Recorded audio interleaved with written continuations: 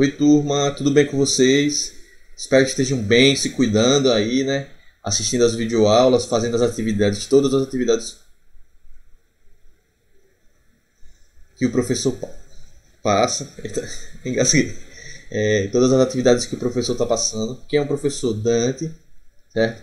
Então faz as atividades do livro. Próxima semana já é em tese, né? Se nada mudar, é o simulado da segunda unidade. Aí vocês viram lá no roteirinho, né, que o assunto é um assunto que está bem mais para trás, né? Mas é porque a gente ficou um bom tempo sem fazer as provas, até e ficou vendo os conteúdos, né, pra gente não ficar parado. Mas a gente ficou, então a gente foi vendo o assunto porque a gente tava, a escola, né, e as escolas de forma geral estavam vendo a melhor forma de aplicar as avaliações com vocês, né? Então, como a gente não podia ficar com o assunto parado, fomos adiantando o assunto até que veio a primeiro simulado que vocês já tinham feito comigo lá, né? Pessoalmente na escola. A prova da primeira unidade a gente fez em junho, mês passado, mais ou menos, um pouco mais de um mês atrás. E agora o simulado da segunda unidade. Então o assunto é mais para trás. Mas a vantagem que vocês têm é o que? É que os vídeos estão salvos todos aí, né, no YouTube. Então basta vocês voltarem e reassistir se quiserem. Se precisarem também reassistirem as aulas.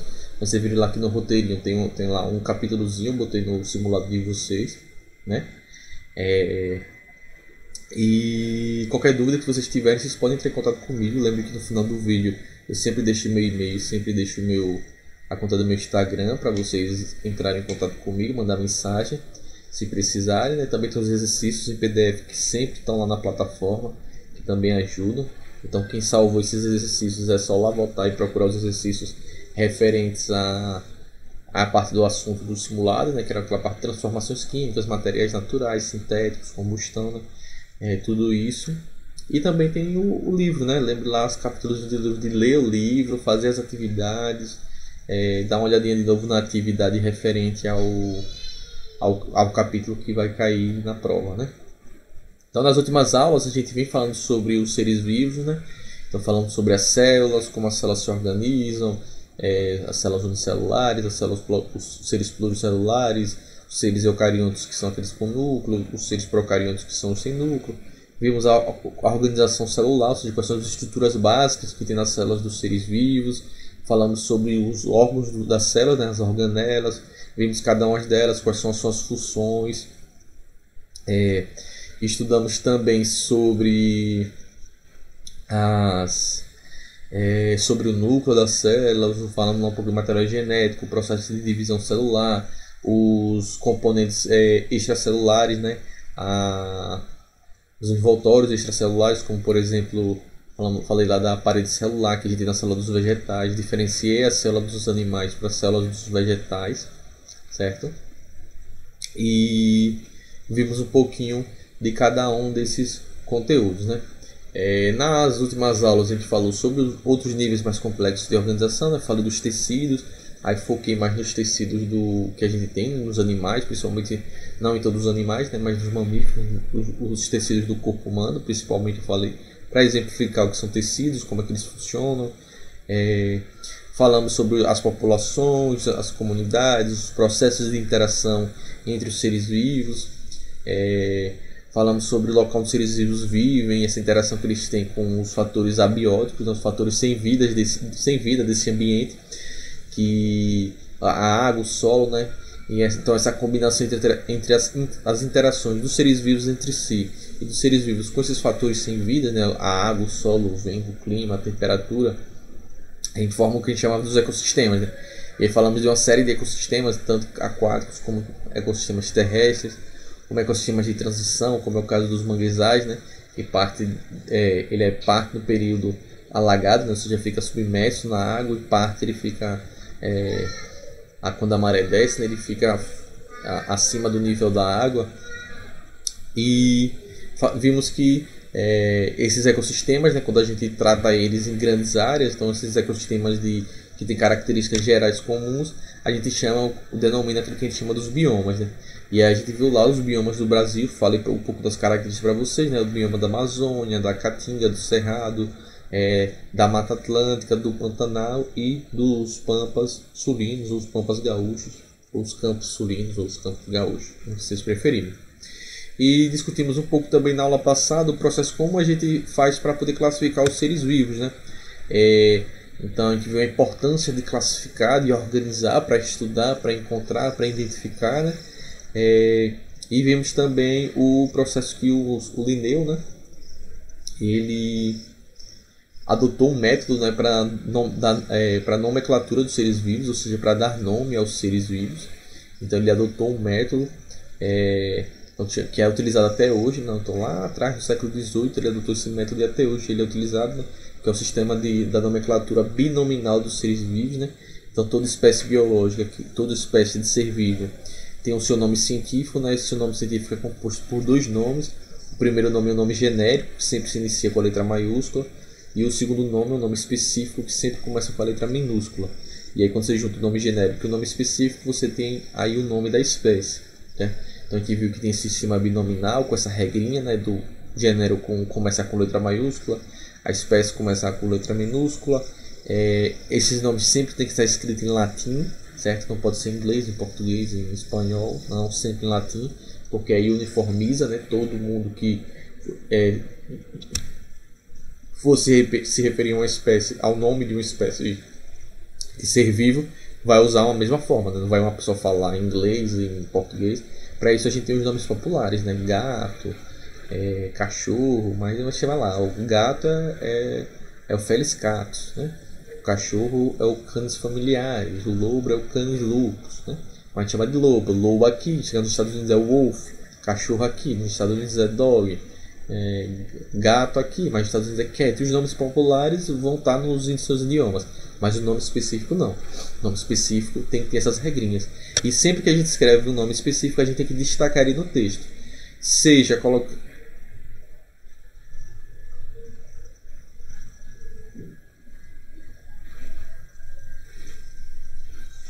colocando ele sublinhado, né? A gente pode utilizar isso muito quando a gente escreve manualmente, né? Ou naquele sistema que a gente chama de itálico, né? Que as letrinhas ficam deitadas, que vocês escreverem no aplicativo aí no computador, no Word, por exemplo, ou no aplicativo de bloco de notas, você pode fazer o comandozinho, você marca Ctrl itálico, Ctrl I, aí as letrinhas ficam deitadas para cá, né?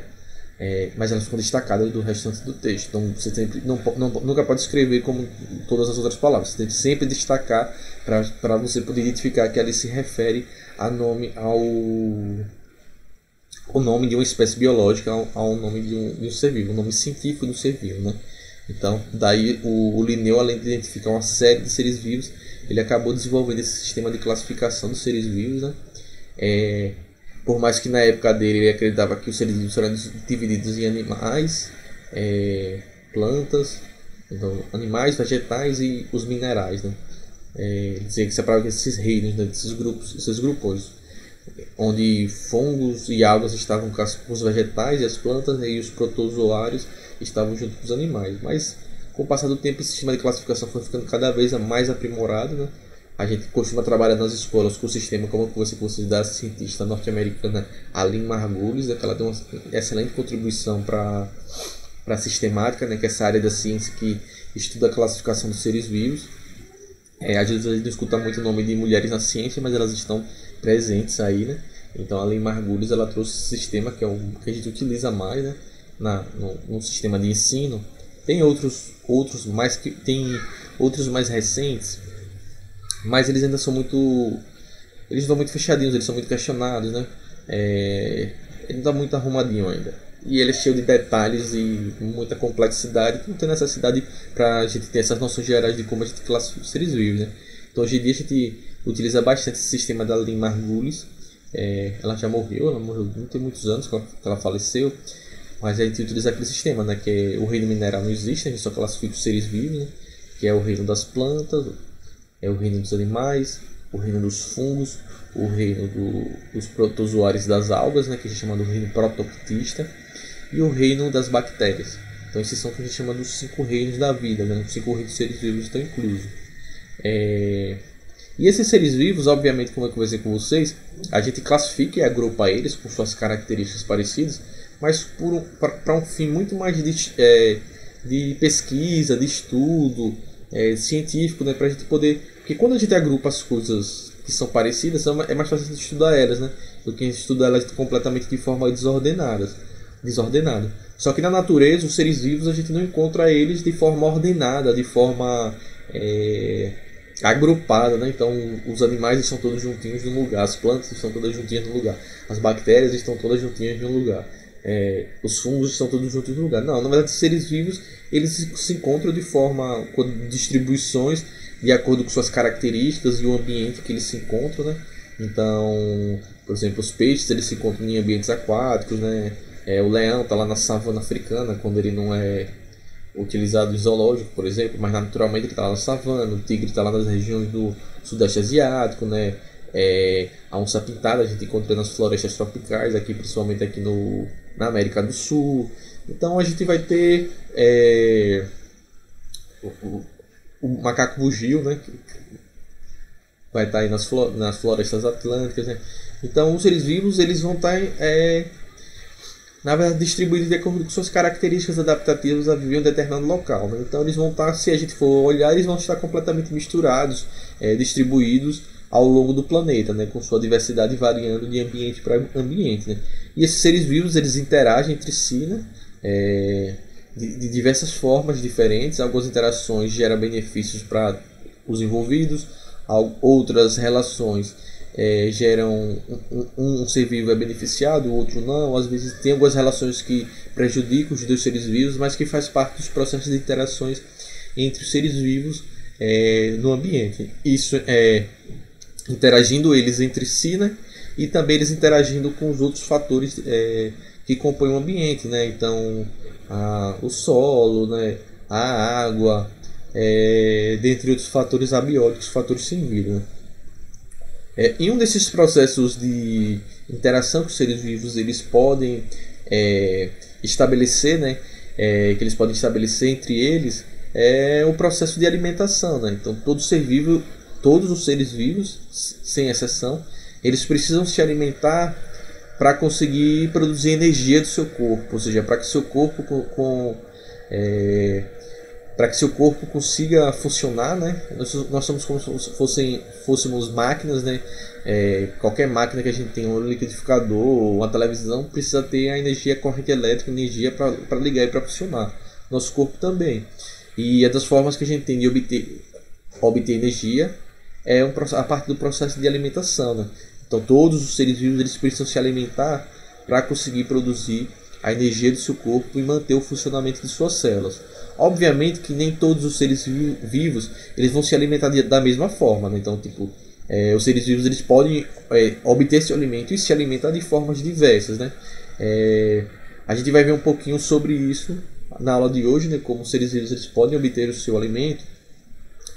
Mas mesmo assim, dentro das classificações que eu vou trazer, que são classificações gerais, da forma, na verdade a gente vai ver as formas como os seres vivos se alimentam, mas a forma como eles capturam o alimento, a forma como eles digerem o alimento, aí são questões muito mais específicas de cada ser vivo, e a gente não vai adentrar nesse aspecto não, dos detalhes de como cada ser vivo consegue se alimentar. Não, a gente vai ver as maneiras gerais como os seres vivos podem obter seu alimento, e aí a gente classifica eles de acordo com essas formas com que os seres vivos conseguem obter seu alimento, né?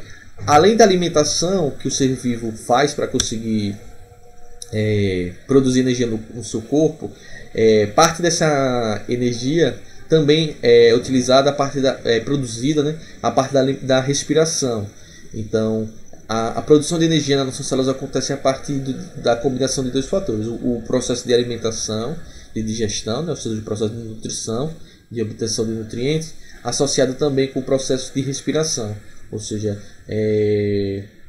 então os seres vivos se alimentam e respiram, e os dois processos fazem com que eles produzam energia. Nem todo ser vivo respira da mesma forma, né? A gente respira, por exemplo, utilizando o oxigênio, mas que está no ar. Mas tem, por exemplo, os peixes, eles obtêm oxigênio, também utilizam oxigênio para respirar, mas eles usam o oxigênio que está dissolvido na água.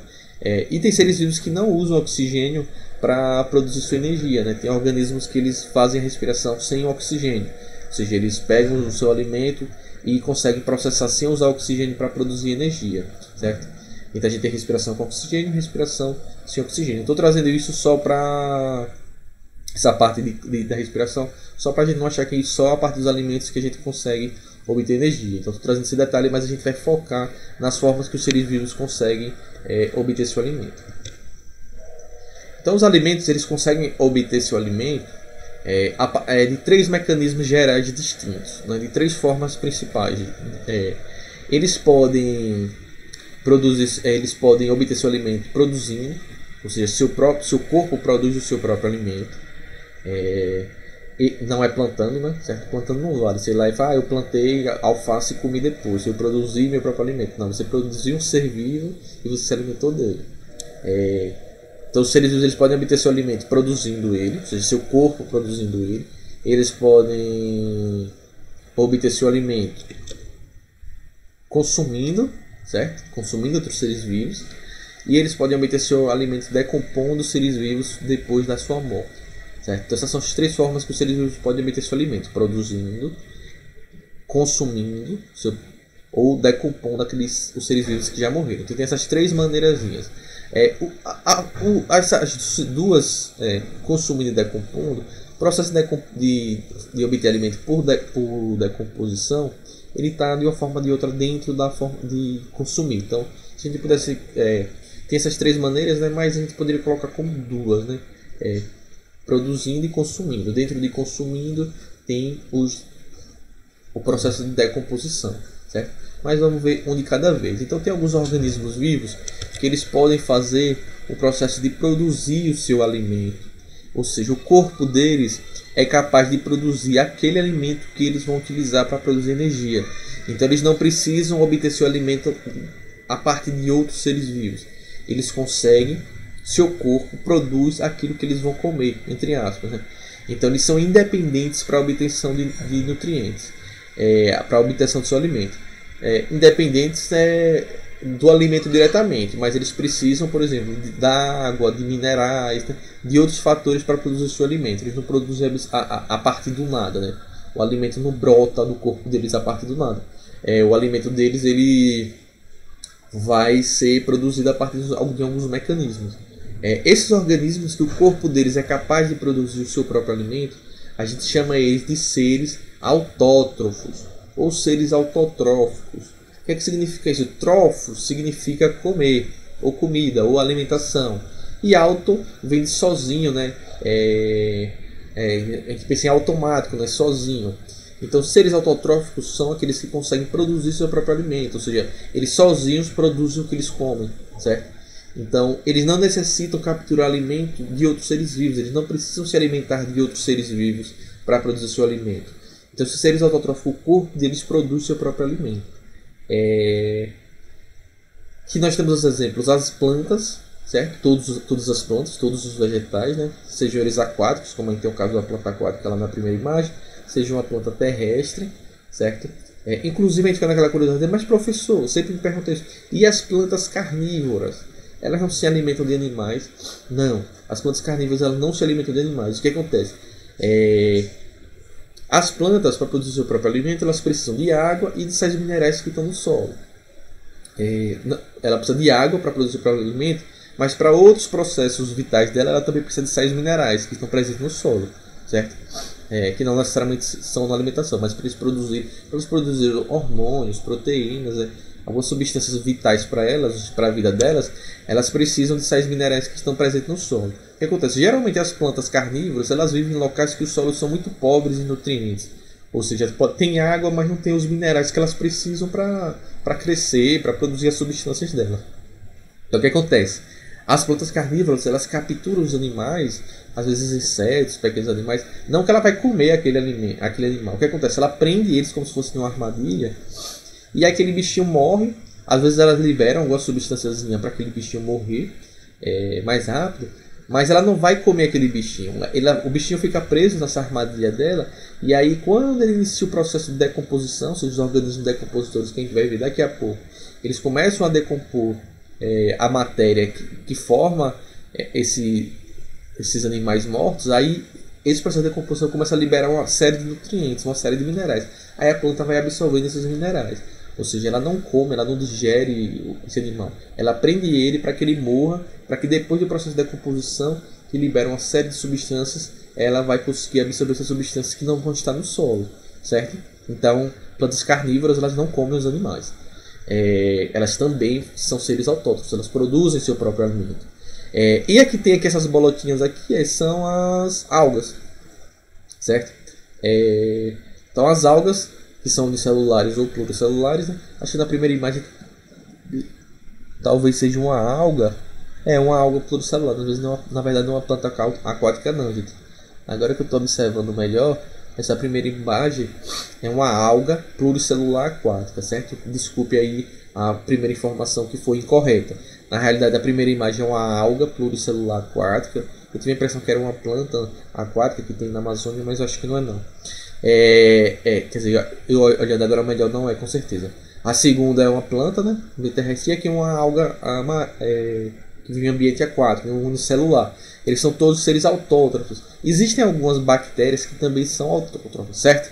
Mas elas não são autótrofas iguais às algas e às plantas, porque as algas e as plantas elas conseguem produzir seu próprio alimento a partir de um mecanismo que a gente chama de fotossíntese. Algumas bactérias elas fazem outros mecanismos de produção do seu alimento, que a gente chama de quimiossíntese ou quimiolitosintetizantes, né?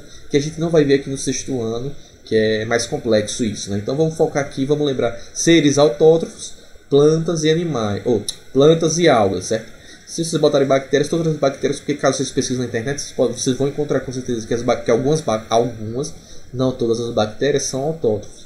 As algas e as plantas são todas autótrofas, certo? Então elas produzem seu próprio alimento a partir daquele mecanismo que a gente chama de fotossíntese. Então a fotossíntese, deixa eu ajustar aqui para vocês. Então a fotossíntese é esse mecanismozinho que as plantas fazem, né?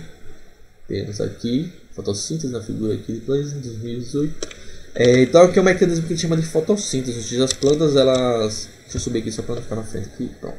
As plantas elas produzem o seu próprio alimento, as algas também, tem um esqueminha de uma planta, a partir do processo de fotossíntese. Foto vem de luz, certo?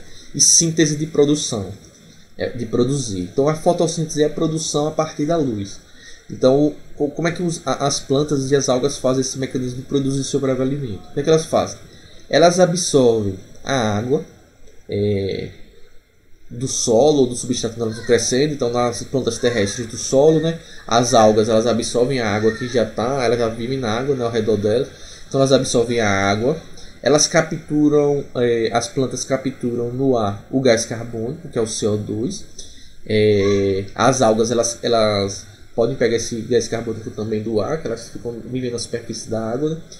E elas pegam a luz, ou seja, elas têm aquelas organelas que a gente viu, que são os cloroplastos, né? Lá nas células delas, elas têm a organela que são os cloroplastos, e essa organela é responsável por fazer esse mecanismo de fotossíntese, como a gente já tinha visto lá estudando a parte de citologia.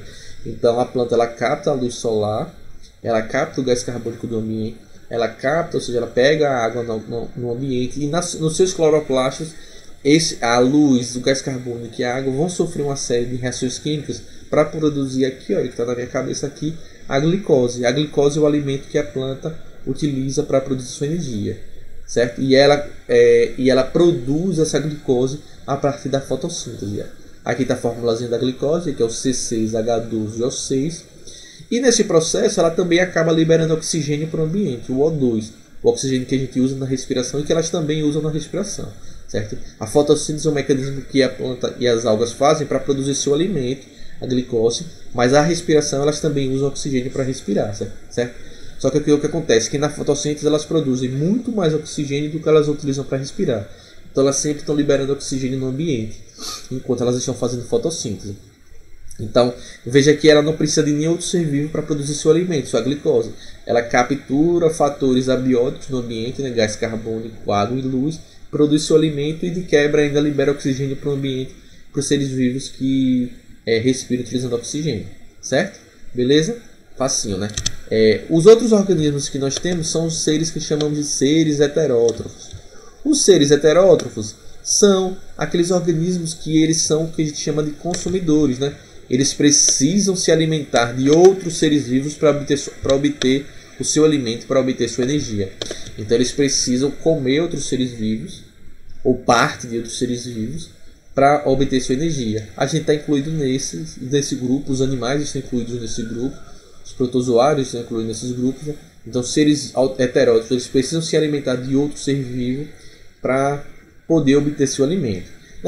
Necessariamente quando ele se alimenta de outro ser vivo ou de parte de outro ser vivo, ele não leva obrigatoriamente esse outro ser vivo a se alimentar. Por exemplo, quando a gente come a fruta, a gente vai lá, come uma manga, pega a manga da árvore, né, da mangueira, a árvore não cai e despenca morta, né? Ela continua lá vivinha, a gente se alimentou de parte dela, ela continua viva. Quando o mosquito vem se alimenta do nosso sangue, quando ele pica nosso braço, quando ele começa a se alimentar do sangue, a gente não cai no chão e morre, né? Ele se alimenta do nosso sangue, que é parte do nosso corpo, mas aí a gente sobrevive sem muitos danos, se não for um mosquito que vetor de alguma doença, né? E ele segue a vida dele. Tirando o incômodo, ele segue a vida dele e a gente segue a nossa. Ou no caso, se a pessoa tiver alergia também é problemático. Então, seres vivos são seres que se alimentam de outros seres vivos ou de parte de outros seres vivos, podendo ou não levar esses outros seres vivos à morte, né? Dependendo da forma, do tipo de ser vivo que se alimenta, a gente pode classificar os seres heterótrofos de 3 formas. Depende da forma, do tipo de alimento que ele, dependendo do tipo de ser vivo que ele se alimenta. Os seres herbívoros são aqueles que se alimentam exclusivamente de plantas. Eles só se alimentam de plantas e mais nada. São herbívoros. Então, o boi, a vaca, né, ali a girafinha, zebra, e por aí vai. Alguns peixes se alimentam de plantas ou de algas, no caso de alguns peixes, exclusivamente, apenas de plantas, apenas de organismos autótrofos. São seres herbívoros. Os seres carnívoros são aqueles que se alimentam exclusivamente da carne de outros animais. Então são seres que se alimentam de animais exclusivamente, carnívoros. Onívoros são aqueles heterótrofos que se alimentam de plantas, animais e outros seres vivos. A gente se inclui de forma geral bastante nesse grupo. A gente se alimenta de vegetais, de plantas, algas, a carne de animais para quem come carne e outros seres vivos, né? Também se alimenta aí, tem gente que come aí, outros seres vivos que necessariamente não são animais, né? Tipo, quem come champignon, né? Aquele cogumelo é um fungo, não é um animal, certo? Então seres heterótrofos eles só obtêm seu alimento se alimentando de outros seres vivos, certo? E aí, dependendo de cada ser vivo, seja esse, eles podem se classificar dessas diferentes formas, né?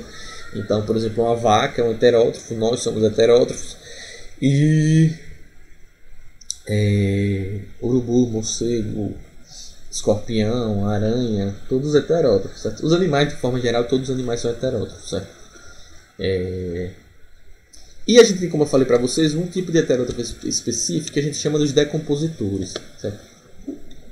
Os decompositores são seres que eles decompõem. Olha o nome, decompositor. Esqueci de falar uma coisa. Heterótrofo, a mesma coisa. Trófos, alimento, comer, né? Hétero, diferente. Então eles se alimentam de formas diferentes, certo? Eu falei dos autótrofos, esqueci de explicar o significado da palavra heterótrofos. Trófos, se alimentar, hétero, diferentes. Os decompositores são aqueles que... O termo decompositor significa decompor. Professor, você não falou nada. Decompor seria quebrar, desfazer, desmontar. Então os decompositores eles se alimentam dos seres vivos depois que esses seres vivos morreram. Ou quando parte desses seres vivos estão... Partes mortas do ser vivo. Se o ser vivo está morto, por exemplo. Por exemplo, a gente tem aqui a parte de cimazinha da nossa pele. É formada por células que estão mortas, né? Elas ficam mortas para justamente conferir uma resistência à nossa pele. Às vezes você pega uma micose e a micose ela vai se alimentando dessas células mortas aqui. Em casos mais graves, né, de micose, você pode ter um processo a célula do seu corpo morre, né, por algum fator. Tem gente, por exemplo, que sofre de um acidente e tal. E os decompositores começam comer a carne da pessoa, a pessoa viva ainda, né? Mas aquela parte ali, aquelas células, aquela parte do corpo da pessoa morreu e às vezes os decompositores começam a atuar ali. Então os decompositores, eles se alimentam da matéria morta, ou seja, depois que a matéria está morta, eles começam a se alimentar e este processo de alimentação deles, vai decompondo essa matéria, ou seja, à medida que eles vão se alimentando daquele ser morto, aquela matéria ela começa a ser devolvida para o ambiente, ou seja, eles começam a degradar aquele ser vivo que está morto, né?